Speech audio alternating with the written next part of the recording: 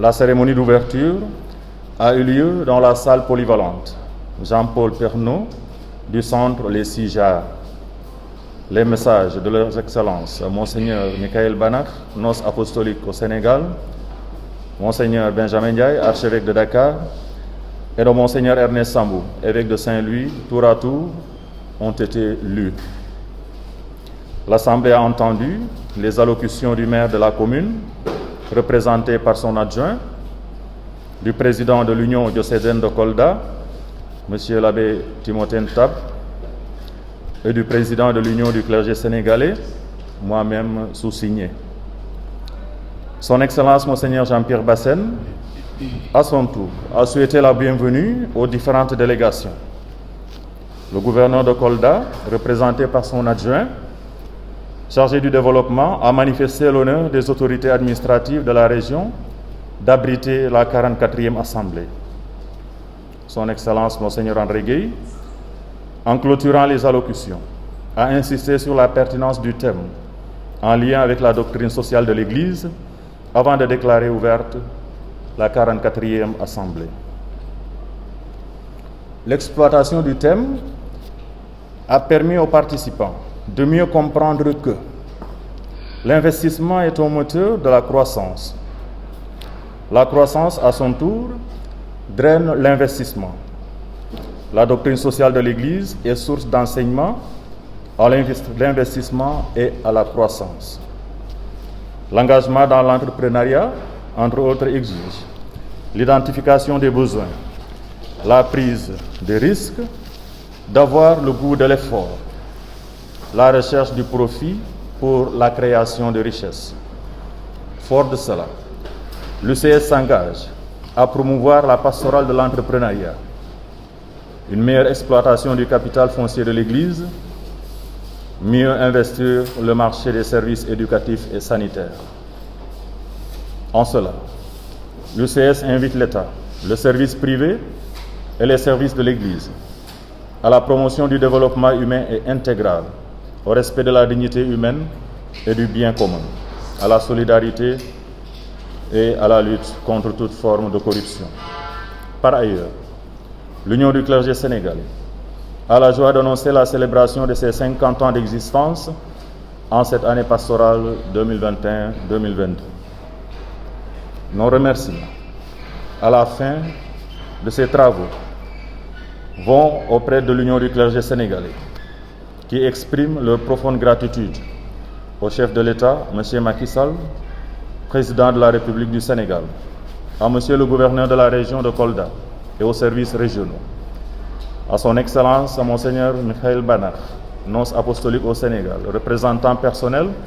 de sa sainteté le pape François, pour son message, à l'ensemble des évêques du Sénégal, à son Excellence Monseigneur André Gueye, président de la commission épiscopale, clergé et séminaire, à son Excellence Monseigneur Benjamin Ndiaye, archevêque de Dakar, à son Éminence Théodore Adrien Cardinal Sarr, archevêque émérite de Dakar, à son Excellence Jean-Noël Diouf, évêque émérite de Tambacounda, à son Excellence Monseigneur Jean-Pierre Bassène, évêque de Kolda et administrateur apostolique de Tambacounda, à son Excellence Monseigneur Ernest Sambou, évêque de Saint-Louis, à son Excellence Monseigneur Paul Abel Mamba, évêque de Ziguinchor, à son Excellence Monseigneur Martin Boukartine, évêque de Kaolack, aux conférenciers, au professeur François-Joseph Cabral, à Maître Barthélemy Faye, à toute la famille diocésaine de Kolda pour le chaleureux accueil et la généreuse hospitalité, aux confrères de l'Union du clergé sénégalais de Kolda pour les efforts consentis pour la réussite de l'Assemblée. Les prêtres de l'Union du clergé sénégalais s'inclinent devant la mémoire des confrères rappelés à Dieu ces 2 dernières années. Les mêmes prêtres de l'Union du clergé sénégalais prient pour une bonne fin de l'hivernage. Ils confient à Sainte Thérèse de l'Enfant Jésus la vie socio-économique et la situation sanitaire de notre pays. Que par son intercession, Dieu accorde au Sénégal paix et stabilité sociale. Man l'abbé Thomas Malik Ndion di secrétaire général kuréelu labbe Sénégal yi dem leen di tënkal rek ci baat yu néew lañu liggéey file dalee ko altine fukki fan ak ñett ba alxemes fukki fan ak juróom benn ci atum ren ñu xalaat ci koom gi ak yokkuteem ci Sénégal rëkk-rëkk yiñ ci mën a jonkanteel ak lan lañ ci mën a góobee ndax gën a ut ay yoon ak ay jëf yi ko mën a naatloo ñu ngi fii teew Kolda ci diocèse te ci ba ñuy ubbi suñu ndaje bi déglu nañu kàddu Monseigneur nos apostolique Michael Bana, kàddu Monseigneur Benjamin Ndiaye, archevêque u Dakar, kàddu Monseigneur Ernest Sambou, Monseigneur u Saint-Louis. ñu teg ci itam déglu kàddu Monseigneur André Gueye mi fi teewoon ki ñu jagleel suñu kuréel gi di clergé ak séminaire u Sénégal yi kàddu itam Monseigneur Jean-Pierre Bassène di Monseigneur u Kolda di administrateur apostolique u diocèse u Tambacounda mi fi teewoon itam ba ñu paree ci kàddu yooyu déglu nañu kàddu maire bi ñu àggali déglu itam kàddu président UCS u Kolda bi ñuy àggali déglu itam kàddu président kuréelu labbe Sénégal yépp abbé Alioune Sène déglu itam kàddu monsieur le gouverneur bi ñu ki ko représenté woon bu ñu paree ci ouverture bi dem nañu liggéey ci xeloo bi taxoon ñu daje di koom gi ak yokkute gi ci Sénégal rëkk-rëkk yiñ ci mën a jànkonteel ak lañ ci mën a góobee ndax gën a ut ay yoon ak jëf yi ko mën a naatloo ci la ñaari expert defal conférence ñun itam ñu dem xalaat ci suñu biir ci kaw laajte yi ñu laajte ndax gën a xóotal lañ ñu wax gën a xóotal xeloo bi loolu tax kuréelu labbe Sénégal yi ñoom ci seen wàllu bopp bëgg nañu liggéey ci seen niki labbe ci lu jëm ci entrepreneuriat maanaam ci mën a soobu ci uta yokk lépp li ñu mën a liggéey te mu mën leen a andil meññeef bu baax dinañu itam jéem a gën a jublu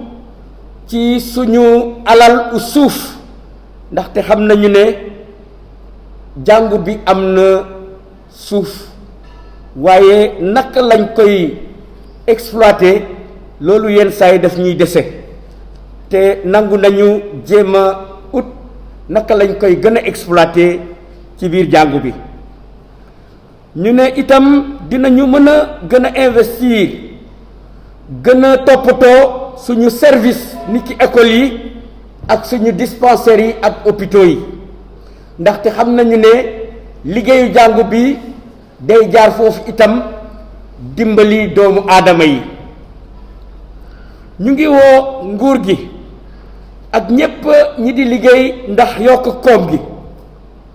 ak jàngu bi itam ñu mën a toppatoo nit ak niteefam gépp mën a respecter nit ci dundinam ak ci li mu moom mën a itam ñun ci suñu biir jàppoo ndax liggéey jëm kanam bañ a xaajoo bañ a uta rawante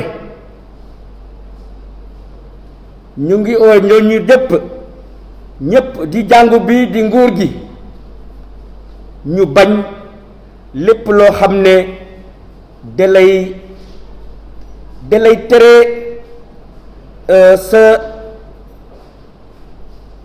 dalay tere nekk effectivement dund gu rafet maanaam bañ ñu jënd la ci nii mbaa ci naa ñu ngi gërëm ba ñu paree liggéey bi labbe kuréelu Kolda di gërëm labbe Sénégal yépp di gërëm monsieur Macky Sall di président u Sénégal di gërëm gouverneur u Kolda ak kuréel yi ko ëmb yépp di gërëm monseigneur Michael Bana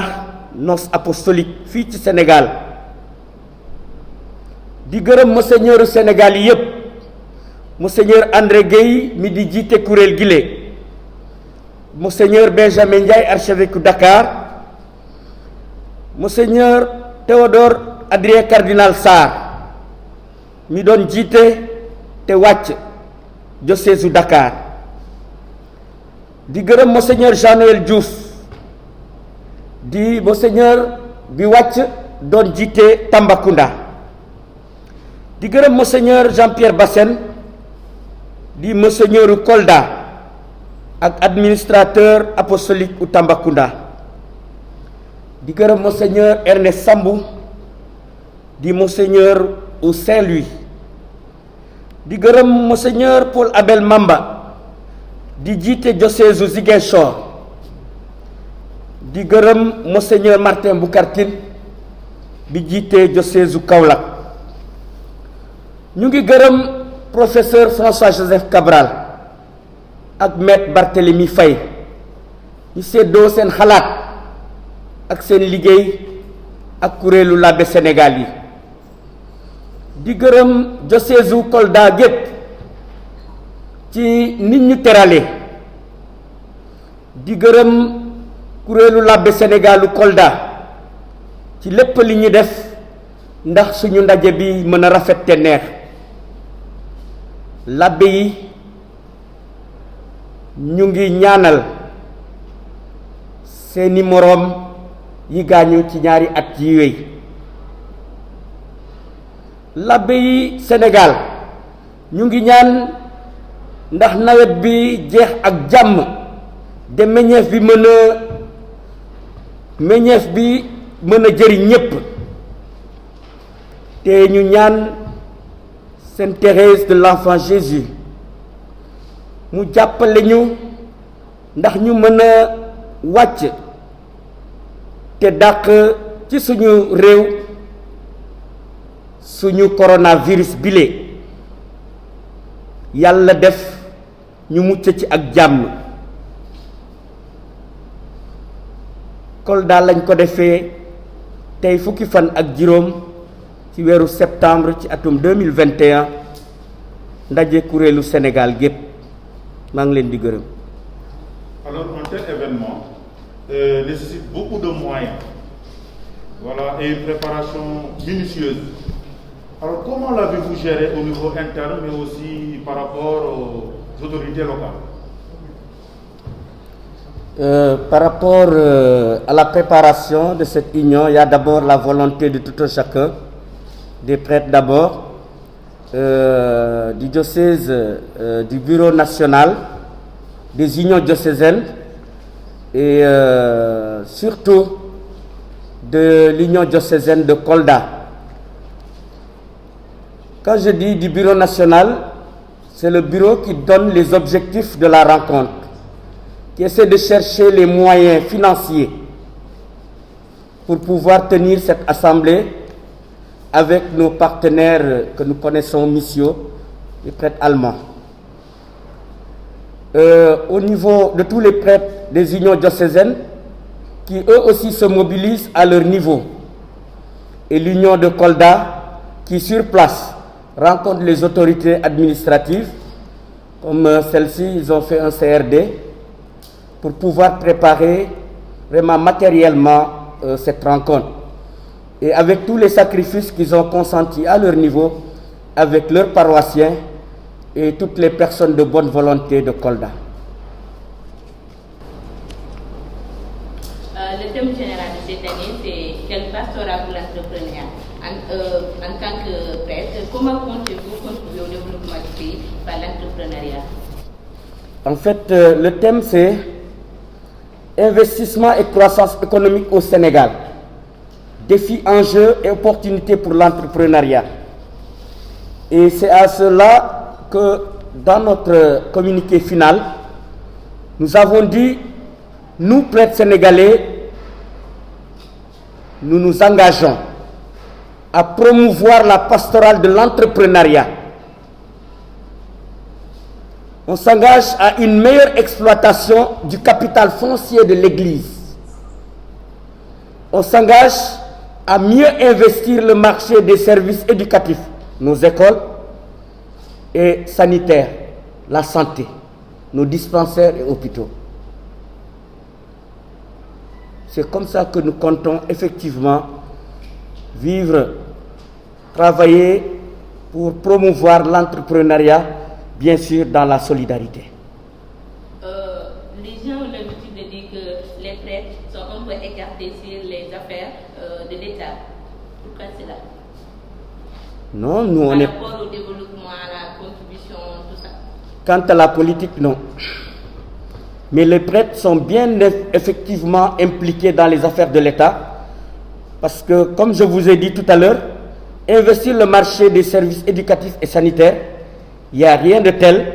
pour effectivement travailler et aider l'État effectivement à accomplir sa tâche auprès des populations.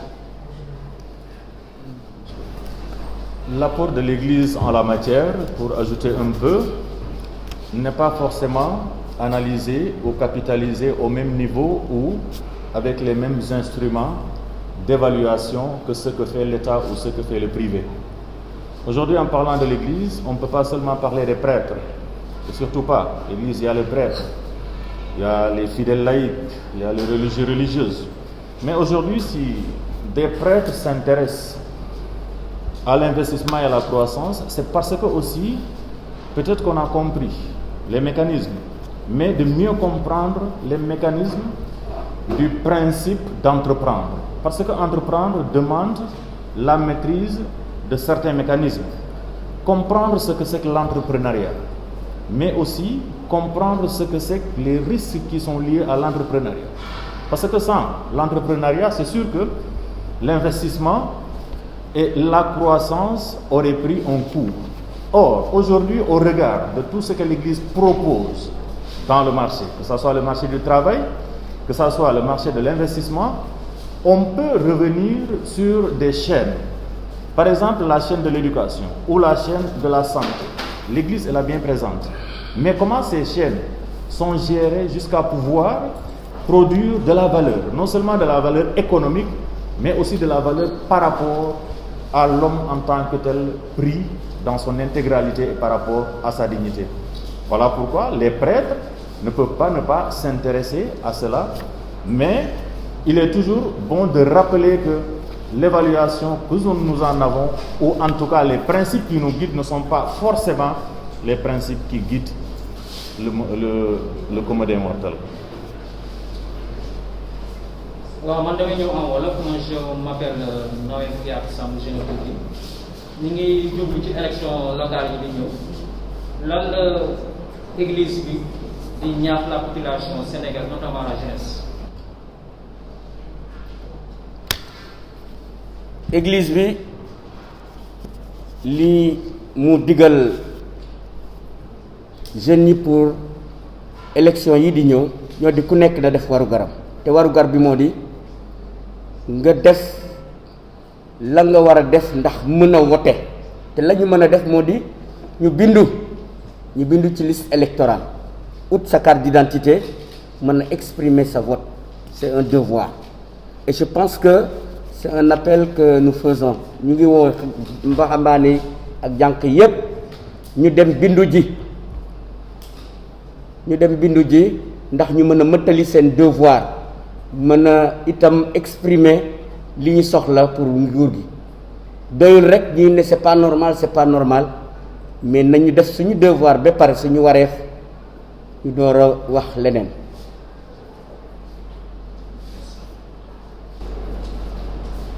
Alors nous sommes pratiquement à la fin de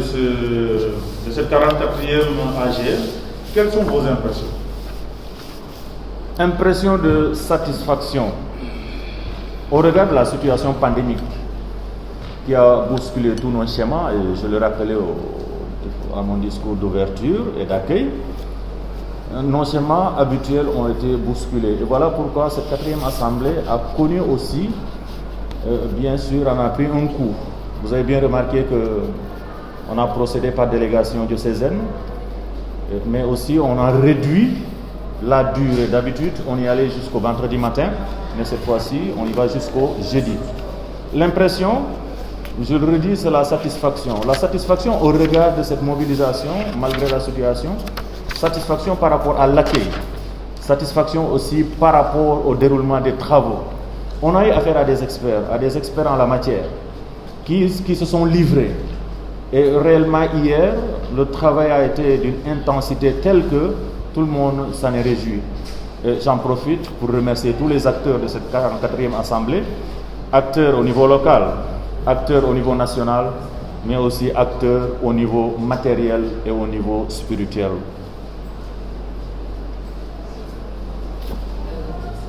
tënkal ñu ko ci kàllaama wolof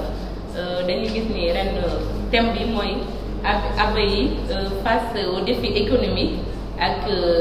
kii abbé nan la nar a taxawee pour jàppale état bi léegi ma bëgg a wax nga en tant que prêtre abbé nan la nar a jàppale état ci côté entrepreneuriat pour économie bi mu mun a jëm ci kanam. niñ ko waxee sànq nee nañu suñu waxee jàngu bi du làbbe yi rek. am na ay nit ñu bari ñi di liggéey ci koom dans le secteur privé ñiy liggéey ak nguur gi mais église bi ci boppam